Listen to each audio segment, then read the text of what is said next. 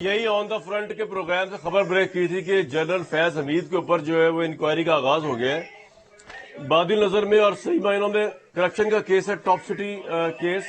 Supreme court نے bound کیا ہوا تھا کہ اس کے اوپر 8 نومبر 2023 کو وہاں کے جو مالک تھے انہوں نے بیسکلی جو ہے یہ کیا تھا، انہوں نے کیا یہ تھا، میں آپ کو بتا دیتا ہوں، انہوں نے سپریم کورٹ میں ایک درخواست دائر کی تھی کہ جنرل ریٹائرڈ فیض نے اپنے اختیارات کا ناجائز استعمال کیا اور 12 مئی 2017 کو جنرل فیض کے کہنے پر آئی ایس اے حکام نے سٹی آفس ہاؤسنگ سوسائٹی کے مالک کے گھر پر چھاپا مارا اور درخواست گزار نے الزام عائد کیا کہ چھاپے کے دوران آئی ایس اے اہلکاروں نے گھر سے سونا، ہیرا اور بڑا عجیب سا الزام ہے ویسے، سونا، ہیرا اور رقم سمیت قیمتی اشیاء ضبط کی، اور درخواست میں یہ بھی کہا گیا کہ فیض صاحب کے جو بھائی ہیں سردار نجف، انہوں نے بھی مسئلہ حل کرنے کے لیے ان سے رابطہ کیا۔ تو یہ تمام چیزیں جو ہیں، یہ 400 تولہ سونا، نقدی، یہ تمام چیزیں تو وہ تھی بادی نظر میں یہ سپریم کورٹ کے پاس یہ درخواست گئی ہوئی تھی جس میں کارروائی کرتے ہوئے یہ سارا معاملہ ہوا۔ لیکن آج سابق D G I S I general Faiz Hameed اور سابق ڈی جی سی ان کو فوجی تحویل میں لے لیا گیا، اور ان کو جب فوجی تحویل میں لیا گیا ہے تو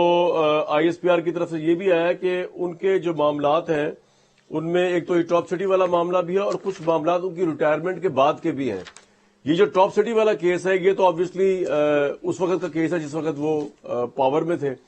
غالباً ڈی جی سی تھے وہ، اور اس کے علاوہ جو آئی ایس پی آر کے اعلامیے میں آیا ہوا ہے اس کے اندر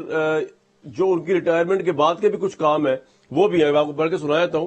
کہ پاک فوج نے ان کو اپنی تحویل میں لے لیا، جنرل سابق D G I S general Faiz Hameed کو،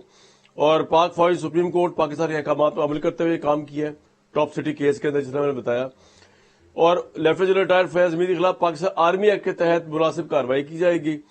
فیض حمید ریٹائرمنٹ کے بعد متعدد موقعوں پر پاکستان آرمی ایکٹ کی خلاف ورزی کے بھی ان پہ الزامات ثابت ہوئے ہیں۔ اب یہ جو ان کے ریٹائرمنٹ کے بعد کے الزامات ہیں یہ بڑے انٹرسٹنگ ہیں، اور اس حوالے سے فیلڈ جنرل ریٹائرڈ فیض حمید کے خلاف field general court marshal K عمل شروع کیا جا چکا ہے۔ یہ پرٹیکولرلی ہم نے آپ کو بتایا تھا کہ ایک میجر جنرل کے انڈر انکوائری ہے، اعلی پروفائل انکوائری ہے جس کے اندر سب کچھ کیا جا رہا ہے، اور یہ جو ٹرائل ہو رہا ہے اس کے اندر سزا جو ہے وہ بڑی سیویئر ہو سکتی ہے، ڈسمسل، ڈیٹینشن، لیکن میں ذرا اور فیلڈ جنرل کورٹ مارشل کی طرف جاؤں تو اگر آئی تھنک عمر قید تک بھی ہو سکتی ہے، میں ذرا اس کو دوبارہ چیک بھی کر لیتا ہوں۔ لیکن اصل بات کیا ہے، جنرل فیض حمید کے جرائم یا الزامات، میں جرائم تو نہیں کہوں گا، الزامات کی فہرست صرف اتنی نہیں جتنی آپ سن رہے ہیں اس وقت، جتنی ہمیں پتہ چل رہی ہے۔ یہ جو عام کیس ہو گیا پراپرٹی یا ٹاپ سٹی کیس کا، ان کے اوپر الزامات بے تحاشا ہیں۔ وہ جب ڈی جی سی تھے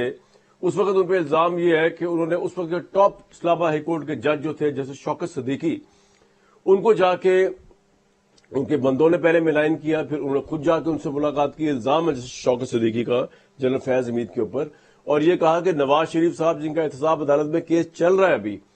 ان کا کیس جب آپ کے پاس آئے گا ضمانت کے لیے تو آپ نے ضمانت نہیں دینی، جس پہ جج شوکت صدیقی نے کہا کہ آپ کو کیسے پتا ہے کہ احتساب عدالت جو ہے اس سے فیصلہ یہ ہو جائے گا؟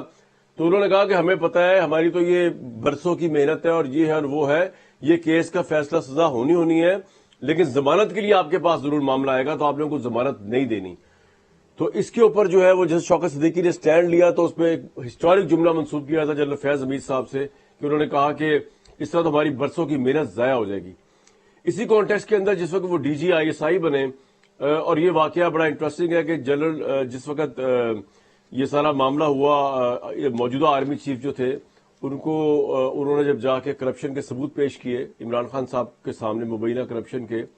ان کی وائف کے حوالے سے، بزدار کی چیف منسٹرشپ کے دوران فراگوگی کے حوالے سے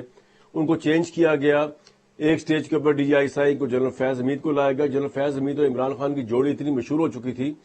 کہ پلان یہ نظر آ رہا تھا اس وقت کہ جی 10 سال کی حکومت کا پلان ہے، آرمی چیف جنرل فیض حمید ہوں گے اور عمران خان 10 سال تک پرائم منسٹرشپ رہیں گے، کیونکہ جنرل فیض حمید پہ یہ بھی الزام ہے اپوزیشن کا جو آج کی حکومت ہے کہ 2018 کا الیکشن سارا جو مینج ہوا وہ جنرل فیض حمید کے ذریعے ہوا، جو ممبرز توڑے گئے پی ایم ایل این کے وہ جنرل فیض حمید کے ذریعے توڑے گئے، جو وہ ساؤتھ پنجاب کا محاذ گروپ بنایا گیا وہ جنرل فیض حمید کے تھرو بنایا گیا۔ جنرل فیض حمید کی وجہ سے عمران خان اور جنرل باجوہ کی لڑائی ہوئی۔ جب ان کو پوسٹ کرنے کا معاملہ تھا تو ان کو ان کے ستاروں نے بتایا یا ان کو ان کے روحانیت نے بتایا عمران صاحب کی کہ آپ نے دسمبر سے پہلے D G I S I general Faiz Hameed کو چینج نہیں کرنا.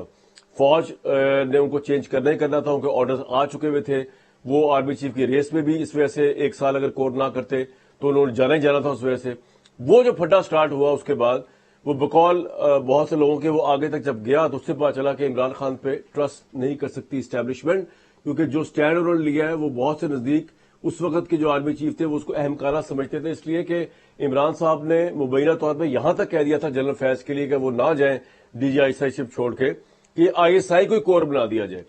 تو یہ تمام معاملات جو ہے اس میں جنرل فیض حمید اور عمران خان بہت کلوز رہے. اس کا کیا امپیکٹ ہوگا عمران خان کے معاملے پہ، کیونکہ فوج نے اپنے ایک اعلیٰ ترین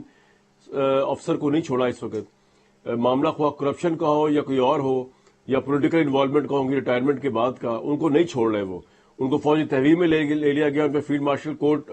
جو ہے فیلڈ جنرل کورٹ مارشل جو ہے وہ اپلائی کر دیا گیا. تو یہ عمران خان صاحب کے لیے اور دوسروں کے لیے کیا اس میں میسج ہے، یہ بھی ٹریس کرنے کی کوشش کریں گے. اور سپریم کورٹ حکومت کے درمیان جو معاملہ چل رہا ہے وہ بڑا سویئر ہو چکا ہے. جنرل منصور جو جسٹس منصور جو ہے ان کی جو گفتگو تھی وہ بڑی معنی خیز تھی، جس میں انہوں نے کہا کہ یہ کرٹسی نہیں ہے سپریم کورٹ کا فیصلہ قبول کرنا، یہ آپ نے کرنا ہی کرنا ہے.